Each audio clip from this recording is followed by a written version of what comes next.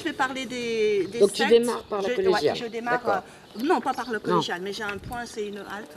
Donc je me suis fixée ici parce que je vais faire tout ce qui est la manière de boire au niveau celte et puis au niveau gallo-romain. Et puis après, comme dans la thématique, on avait dit qu'on allait s'appuyer sur des traces. Oui. Et là, quand on saute après au Moyen-Âge, c'est 5e, 15e, et bien ici, il y a une belle trace au niveau du Moyen-Âge, puisque c'est quand même les monastères, les églises qui ont permis le développement de tout ce qui est culture du vin. Ben là, donc je vais proposer aux gens de chercher les rappels au vin et à la culture, et bien évidemment au végétal. Et voilà, et là on en voit partout, voilà, c'est omniprésent.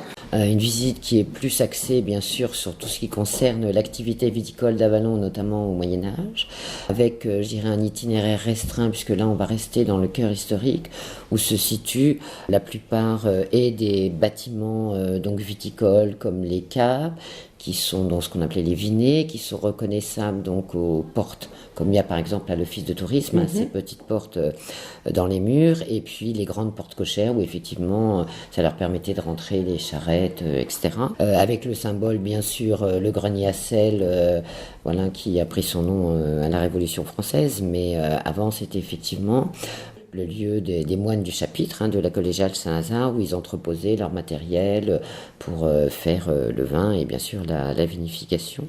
Le vin du temps des Éduins, donc nous les Celtes, très important. Alors après, bien évidemment, quand on a pu cultiver, et cultiver à grande échelle, on a même concurrencé les Italiens. Là, ça s'est fait dans la Narbonnaise, parce que la Narbonnaise, elle a été donc colonisée bien avant le reste de la Gaule. Et du coup, il y a un empereur romain, c'est Domitien, qui a interdit que l'on continue donc à faire la culture de la vigne, pour stopper justement, c'est du vin tellement bon. On buvait radicalement différemment de la période précédente. Et après, on parlait de toutes les traces qu'on peut voir dans la ville au niveau de toutes ces vignées, au niveau de toutes ces caves où on entreposait les tonneaux de vin qui appartenaient donc à plusieurs propriétaires.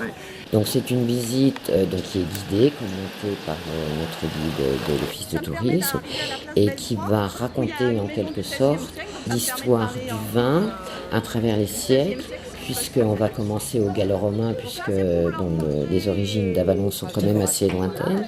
Donc on a effectivement été occupé, si je puis dire, par Rome.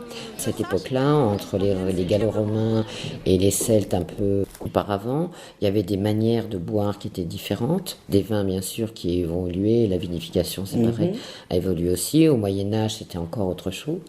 Donc voilà, donc toute cette histoire du comment fabriquer et du comment boire finalement le vin. Puis on va s'appuyer, bien sûr Dominique, sur toutes les évocations viticoles d'Avallon qui sont un peu nichées dans les murs. Donc on va faire découvrir tout ça au public. Aux extrémités, au niveau de l'étage qui comporte des pans de bois, on a ces pierres de chaque côté comme ça. Pourquoi elles ne descendent pas jusqu'en bas comme ça? Pourquoi est-ce qu'elles sont en saillie comme les pans de bois? Parce que ça suit encore bellement, non? Non, en fait, c'est parce que ce sont des murs parfous. De part et d'autre de l'éperon, donc bien sûr sur les versants qui étaient le plus exposés au soleil, il y avait effectivement des vignes qui étaient plantées. Alors je ne peux pas te donner exactement le nombre d'hectares, mais ça faudra faire la visite.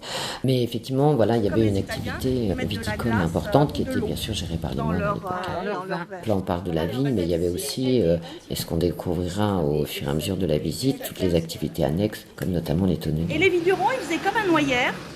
Sainte-Vérotte, vous connaissez Sainte-Vérotte, pour intercéder auprès d'elle de manière à ce qu'il n'y ait pas de calamité. En procession, ils venaient, puis ils faisaient des prières. Et puis en montant vers le cimetière, c'est là qu'il y avait la plus grande concentration de tonneliers. La visite se termine vraiment au cœur, on va dire, du quartier viticole, puisqu'elle se termine donc au Cap de la Halle, chez Régis Bourgine, avec pour ceux qui le souhaitent, une dégustation des vins. Alors c'est bien sûr pas les vins de l'époque, hein, mais par contre les cépages sont toujours les mêmes. Donc on va avoir des vins de Vézelay, des vins de l'Auxerrois, puisqu'à l'époque les vins d'Avallon étaient très très liés aux vins de l'Auxerrois. Puis après pour remonter bien sûr sur Paris, la capitale, là c'est Régis qui parlera donc du terroir, des cépages, et puis effectivement qui présentera les vins, qui offrira la dégustation pour nos clients. Je fais une introduction géographique déjà, parce que j'adore l'histoire, mais le vin c'est de l'histoire, mais c'est aussi de la géographie. Je vais resserrer sur le vignoble iconais et ensuite essentiellement sur le vignoble vézelien.